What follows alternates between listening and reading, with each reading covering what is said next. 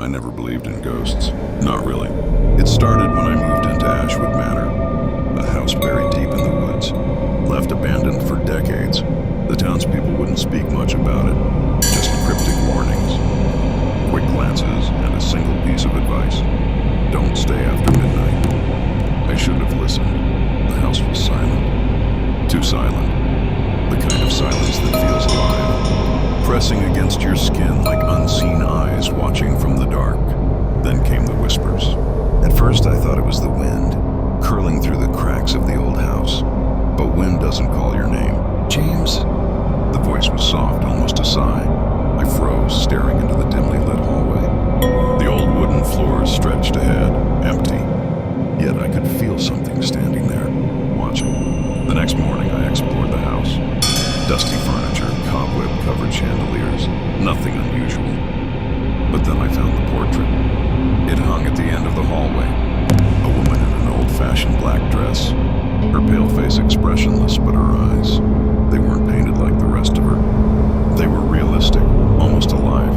A small brass plaque beneath read, Eleanor Ashwood, 1876. I swear, when I turned away I heard a faint rustling, and when I looked back, her eyes weren't staring forward anymore. They were staring at me. That night I locked my bedroom door. I told myself it was just a trick of the light, an old painting warping with time. But then, at 3:13 a.m., I woke up. The sound was unmistakable. Scratch, scratch, scratch. Slow, deliberate, coming from the other side of my door. I held my breath. The room was cold, my breath visible in the air. I reached for my phone, the screen flashing to life. No signal. Then, the doorknob turned. I didn't move. I couldn't. The air in the room felt heavy, thick with something unseen. And then, just as suddenly as it started, it stopped. The next morning there were deep scratches on the wood, like nails had been dragged across it. I wanted to leave, but something kept me there, curiosity maybe, or something deeper, pulling me closer to the truth. I started searching the house and found something disturbing. Behind an old bookshelf in the study there was a hidden door, and behind that door, a small windowless room. Inside, a single chair sat in the center, surrounded by deep carvings in the walls. Words, names, dates. The most recent name was mine. James Holloway, March 2025. I ran. I packed my bags. I didn't care about my belongings, I just needed to leave. As I stepped outside, an old woman from the village stood by the gate. You saw her, didn't you? She whispered. I hesitated. Who? Eleanor, she murmured. She was trapped in that house, and now she's found a way out. I didn't ask what she meant. I didn't want to know. I left Ashwood Manor that night, but something tells me I didn't leave alone, because sometimes in the dead of night I still hear it, a whisper, calling my name. They say there's a forest on the outskirts of town where the trees whisper your name. Most believe it's just the wind, playing tricks, but those who enter at night never return the same. I had always been skeptical, but when my younger brother Jake went missing near those woods, I had no choice but to go searching. The police found nothing, no footprints, no signs of struggle. It was as if the earth swallowed him whole. Desperate, I decided to go in alone. The moment I stepped past the tree line, a strange silence engulfed me. No crickets, no rustling leaves, just an unnatural stillness. My flashlight flickered, struggling against the thick, suffocating darkness. As I ventured deeper, I heard it. A whisper, soft, distant, calling my name. Ethan. I spun around, my heart hammering. The voice was familiar. It was Jake. I followed the sound, pushing through the gnarled trees and twisted roots. The deeper I went, the stronger the whispers became. Ethan, help me. Then I saw it, a small clearing bathed in an eerie glow. In the center stood Jake, or something that looked like him. His skin was pale, his eyes hollow, his mouth stretched in an unnatural grin. Ethan, he whispered again, but his lips weren't moving. A cold dread crawled up my spine. I stepped closer, reaching out. Then the ground beneath me gave way. I tumbled down, landing in a cavernous pit. My flashlight shattered, leaving me in total darkness. And then, the whispers changed. They weren't just calling my name anymore. They were laughing, mocking. A hand, the dirt, pulling myself up just as the hands multiplied, reaching, grasping. I climbed out, gasping, and bolted through the trees, ignoring the voices begging me to stay. When I finally burst out of the woods, I collapsed. My hands trembled, my body drenched in sweat. I turned back, but the forest was silent again. Jake was never found, but sometimes late at night I hear it outside my window, the whispering, calling my name. I tried to move on, but the forest wouldn't let me. Night after night, I would wake up to faint whispers drifting through my open window, growing louder, more insistent. The sound seemed to seep into my bones, calling me back. Then, one night, I woke up not to whispers, but to the sound of my bedroom door creaking open. I froze, my breath hitched. The darkness in the hallway stretched unnaturally, as if the shadows had thickened, swallowing everything beyond the threshold. Then, footsteps, slow, dragging, coming closer. I reached for my phone, fumbling to turn on the flashlight. But before I could, the whispers returned, this time right next to my ear. "Ethan, why did you leave me?" I spun, but there was nothing. My bedroom was empty. My door still stood ajar, leading into the darkness.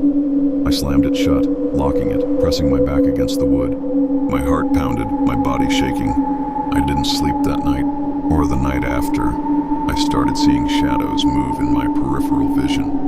Reflections in mirrors that weren't my own. Objects in my room shifted places when I wasn't looking. My mind teetered between paranoia and reality, but deep down, I knew the truth. Jake had never left that forest, and now neither had I. The forest wasn't done with me. One night, unable to take it anymore, I decided to go back.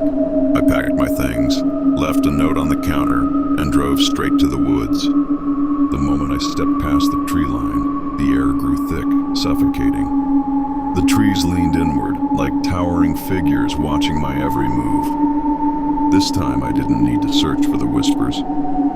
They were waiting for me. A path I didn't remember had appeared, winding deeper into the trees. I followed it, drawn by the voice that had haunted me for months. I reached the clearing, the same eerie glow illuminating the space.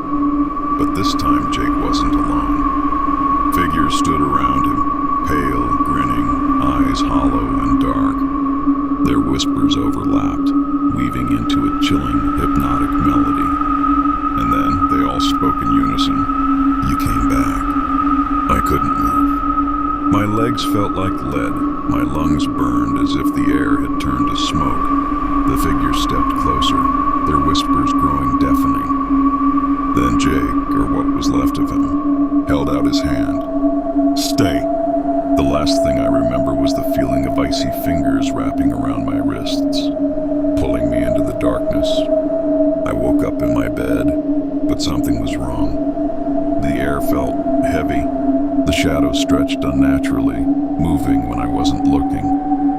And then I heard it, outside my window, a whisper, calling someone else's name. And I knew the forest had found its next victim. The wind howled outside my apartment, rattling the old window panes. The dim bathroom light flickered as I turned the faucet, letting the hot water steam up the small space. It had been a long day, and a shower was the only thing I needed to wash away my exhaustion. As the water cascaded down my back, I closed my eyes, letting my mind drift. The sound of the water filled the room, a constant, soothing noise. But then something felt off. An itch, a presence, an unshakable sensation that I was not alone. I dismissed it at first, chalking it up to exhaustion. But the feeling persisted, creeping into my bones. I hesitated before opening my eyes and wiping away the steam on the glass shower door. Through the fogged-up mirror beyond the shower door, I thought I saw movement. A shadow, quick, subtle, like a flicker of darkness. My breath hitched. The door was locked. I lived alone. There was no way someone could be inside. I turned back to the water, trying to shake the paranoia. But then I heard it, a faint creak. The sound of weight shifting on the floor. My heart pounded against my ribs. Slowly, I reached for the shower handle, turning the water off. The room fell into silence, save for the rhythmic dripping of water from my hair. I stood frozen, listening. My eyes scanned the bathroom, half expecting something, someone to be standing just beyond the curtain. With a slow, shaky hand, I pulled the curtain aside, bracing myself. Nothing. I let out a nervous laugh. Maybe I was just too tired. Stepping out of the shower, I wrapped a towel around myself and wiped the condensation off the mirror.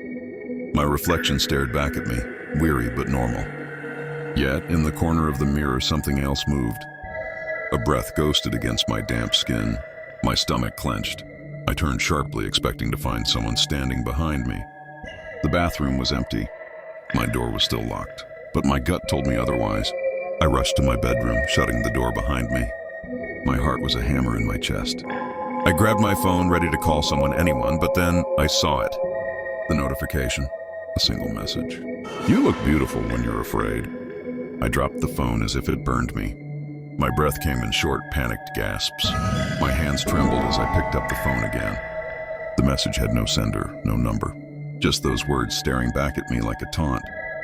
I wanted to believe it was a cruel joke, but deep down, I knew it wasn't. I checked every room in my apartment, every closet, every dark corner. No one was there. No sign of forced entry. And yet the feeling of being watched never left me. I barely slept that night. Every creak of the walls, every whisper of wind against the window sent my nerves on edge. When morning came, I convinced myself it had to be a mistake, a hacker, a prank, my imagination running wild. But the next night it happened again. This time I locked the bathroom door and double-checked the windows. I turned on every light before stepping into the shower. The moment the water hit my skin, the unease returned. It was like something lurked just beyond my sight, waiting. Then I heard it. A low chuckle. I turned the water off immediately. My ears strained to catch any sound. I held my breath, silence. Then, tap, tap, tap. Soft, deliberate knocks on the bathroom door. My blood turned to ice. I couldn't move. I couldn't breathe. The door was locked. It had to be my mind playing tricks on me. But then, my phone vibrated on the bathroom counter. A new message. "You can't hide forever." The knocks grew louder, more insistent. My vision blurred with panic. With shaking hands, I grabbed my phone and dialed the police. My voice barely came out, but I managed to whisper that someone was in my apartment. The knocking stopped abruptly. Silence stretched on for what felt like an eternity. Then a single word appeared on my mirror, traced in the condensation. "Run." I didn't need to be told twice. I bolted out of the bathroom, grabbed my keys, and ran out of my apartment without looking back. The police arrived within minutes, but they found nothing. No signs of forced entry. No messages on my phone, no writing on the mirror. Like it had never happened. I didn't go back. I couldn't. Someone had been watching me, waiting. And I knew deep down, if I had stayed just a moment longer, I would never have made it out. Even now in a new city, in a new apartment, I can still feel it. That unshakable presence. Like eyes on my back, like whispers in the dark. He's still watching.